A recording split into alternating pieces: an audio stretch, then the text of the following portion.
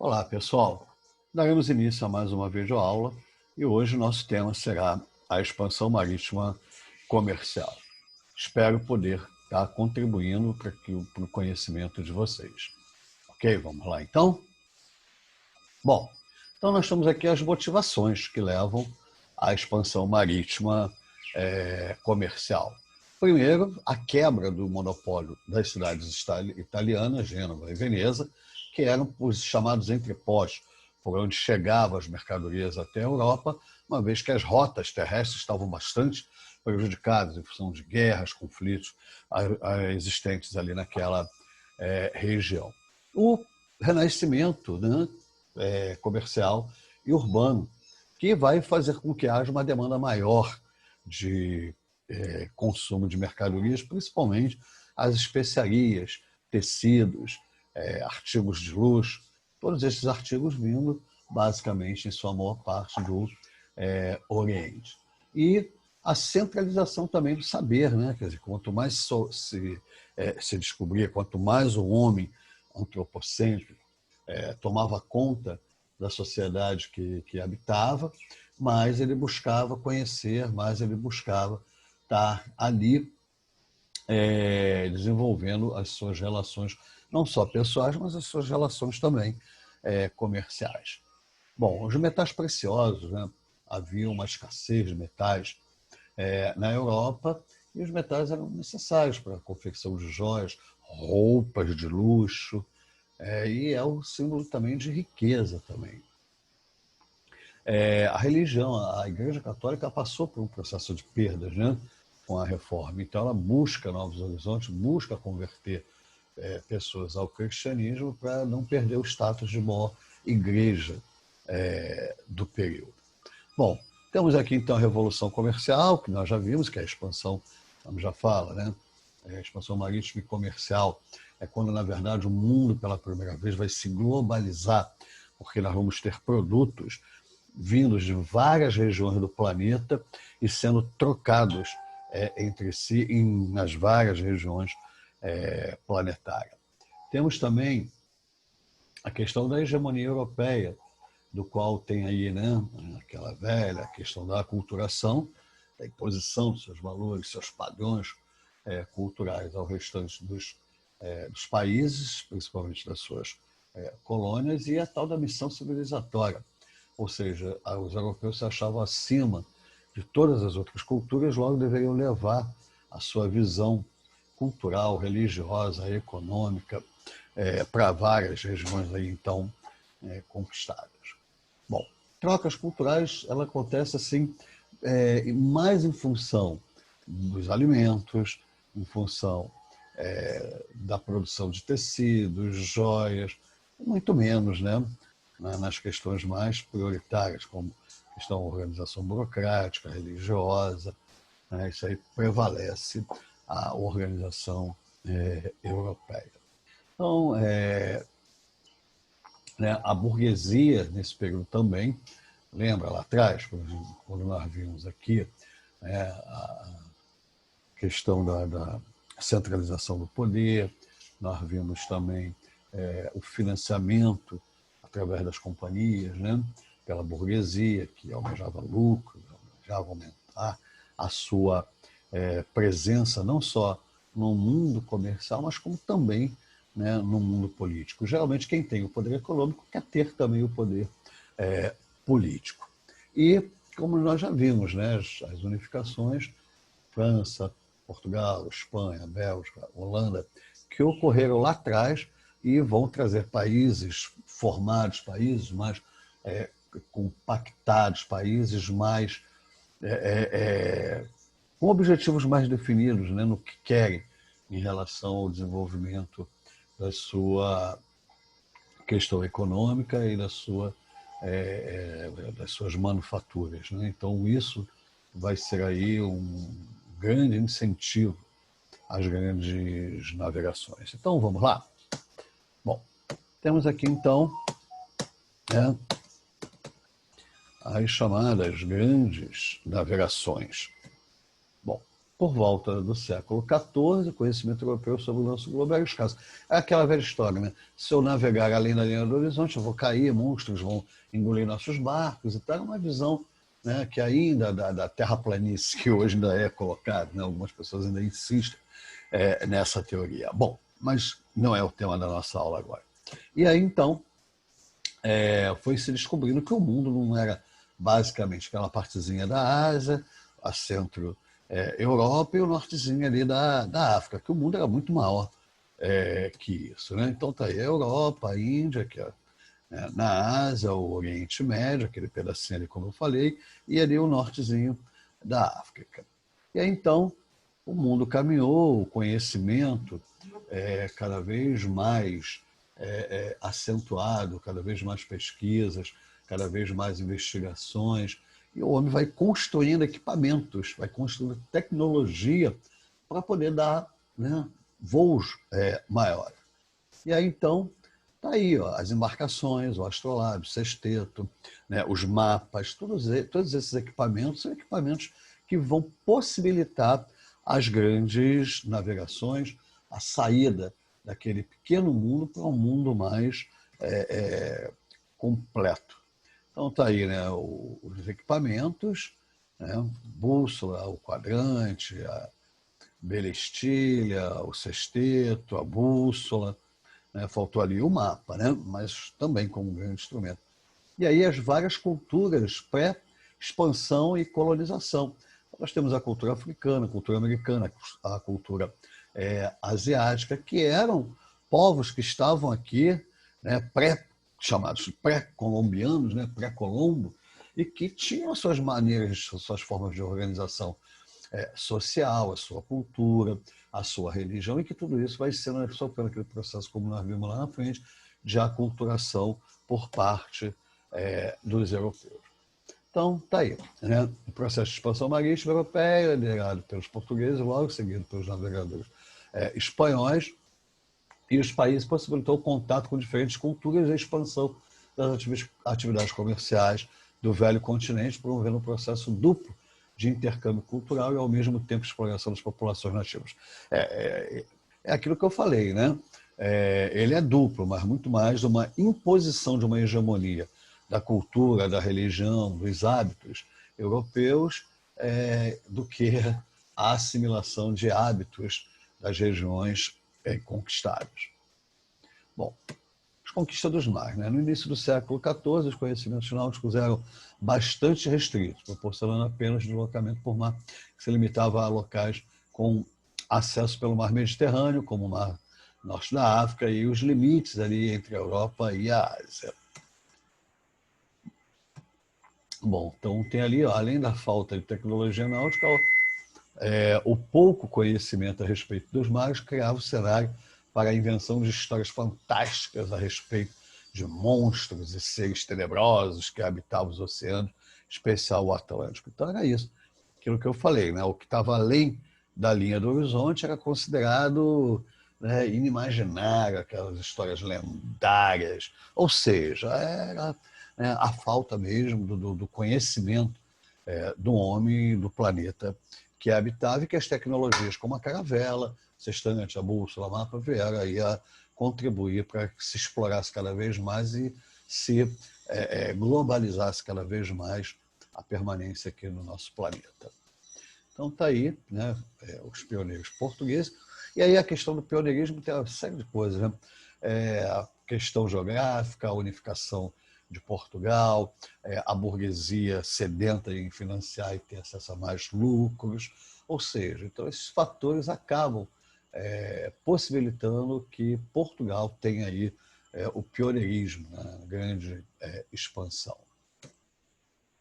Bom, e aí as primeiras conquistas, né, da navegação portuguesa se dá em torno da África. Até aqui, então, ainda não se fez a circunnavegação do continente africano, mas já várias feitorias vão sendo instaladas, né, na parte litorânea do continente africano. Então aí tem a Guiné, Celta, Congo, e chegando ali no Cabo da Boa Esperança. Era um mar tenebroso, é um mar até hoje, né? Encontro de correntes, ventos e tal, faz com que a navegação se torne ali mais complicada. Mas que hoje também, com os equipamentos que existem, né, de navegação, se tornou assim tranquilo. A Espanha também tentou a expansão marítima, mas por outras rotas, através de Colombo, né, que vai navegar acreditando que se seguisse sempre em frente, sempre em direção ao Ocidente, se chegaria então novamente até a Espanha. Só que ele não esperava encontrar um continente aí no meio do caminho. Esse é o Colombo, né, na sua grande epopeia. Então, imaginava-se que a Terra era redonda, mas não imaginava que existia o continente americano. Ou seja, já se tinha essa dimensão, né, de que a Terra é uma esfera e que, se navegasse, como eu falei, saindo daquele ponto, circunnavegaria e voltaria ao mesmo ponto, como está aqui. Só que aqui existia alguma coisa, né, do qual vai se chegar e não vai se ter muita certeza do que é onde está chegando. Na verdade, acreditava-se ter chegado nas Índias, né? Que o Colombo acreditava. Só depois outro navegador vai dizer que não é Índia, aqui é um novo continente. Então está lá, né, a viagem do Colombo, e aí, né, a chegada dele em 1942, e aí então a viagem de circunnavegação da África, chegando até Goa, em Calicut, que é o famoso, né, navegador Vasco da Gama. Bom, então, as várias viagens, né, realizadas, Vasco da Gama, Pedro Álvares Cabral e os ventos dominantes. E aí precisamos lembrar que a tecnologia da época necessitava do vento para que houvesse, então, a navegação. E também, né, era muito bacana, porque as naus, as caravelas, para ter o equilíbrio, que a gente chama de lastro hoje, eram colocadas pedras no meio do casco da embarcação, para provocar o controle, a estabilização dela no mar. Isso é muito legal. Aí, então, né, a expansão portuguesa, né, deixa eu só voltar aqui, 1500 a frota de Cabral chegou aqui na costa da Bahia, que é a linhazinha amarela. Do Brasil, Cabral seguiu para a Índia, que é a linhazinha aí azul. E após 147 dias na ilha, Cabral retorna, então, a Lisboa. Aqui, né, um mapinha de todas as grandes navegações do Vasco da Gama, do Cabral e do Colombo. Então, são esses os caminhos que eles trilharam, abrindo espaço para o conhecimento geográfico do nosso planeta. E aqui, por mais nunca antes, né, navegados, como uma forma de ressaltar o grande passo dado por Portugal após a conquista de Ceuta, o governo passou a incentivar a recuperação de informações náuticas de outros povos, como os fenícios, árabes e egípcios. Daí a chamada escola de sábios, que nunca foi uma escola, era lugares onde navegadores se encontravam e trocavam experiência, trocavam conhecimentos. Daí aquela lógica, né? O mapa do tesouro. O verdadeiro tesouro era o mapa, porque quem tivesse o mapa, soubesse ler o mapa, tivesse acesso aos aparelhos, equipamentos, né, de navegação, saberiam onde estariam os tesouros. Os tesouros eram as especiarias, lugares onde estavam as pedras preciosas, ou seja, tudo aquilo que tinha um grande valor de venda naquela época. E aí, então, as novas tecnologias, na expansão, já falamos de algumas, e aqui a caravela, que foi um navio mais rápido, uma embarcação mais rápida, que possibilitava diminuir, encurtar o tempo de viagem, que era muito importante. Imagina, naquela época você passar no mar, dias e dias e dias, a água apodrecia, os alimentos apodreciam, o escorbuto, que é uma doença que ataca as gengivas e tal, era muito comum na época, e muitos morriam mesmo, né, na travessia. Então, quanto mais rápido você conseguisse fazer a travessia, menos problemas você teria nessa aventura de atravessar aí os oceanos. Então, as caravelas não conseguiam carregar muita bagagem nem enfrentar o mau tempo. Sendo assim, as naus eram as embarcações mais utilizadas, pois em seus 3 andares internos eram capazes de carregar grande quantidade de mercadorias e um número maior de pessoas. O tráfico de escravos foi realizado pelos portugueses de 1444 até, né, aí o meado do século XIX. A dificuldade é óbvio, né, dos marinheiros, né? Então, como eu já falei, as embarcações, a quantidade de tripulantes diversos que podiam chegar a 1.200 por expedições, comandadas por capitão Mor. Em geral, também havia um mestre, um contramestre, um piloto, além de um escrivão, que era quem anotava, né? Que foi a função do Perovar de Caminha, que escrevia tudo em relação à viagem, porque tinha que prestar contas ao rei ou às companhias de navegação privada. Embarcava tanto os representantes do rei nobres em busca de aventura e riqueza, estudiosos relacionados ao mundo náutico, quanto trabalhadores encarregados de serviços mais pesados. Então, missões botânicas para estudar fauna e flora, pintores, né, como Debré, que veio aqui pintou cenas do nosso cotidiano, da nossa paisagem, tudo isso compunha aí, né, essa gente que vinha aqui para as colônias e participavam dessas navegações. Bom, a massa de viajantes era composta por trabalhadores pobres e analfabetos, que queriam ganhar algum dinheiro e achavam que poderiam conquistar os seus sonhos através dessas grandes aventuras, né? Então, que embarcavam em alguns casos com problemas de saúde e subnutrição. Outra parte da tripulação é composta por prisioneiros, que eram os degradados, né? A promessa de uma vida melhor, um período a bordo das embarcações, coisa que quase nunca acontecia.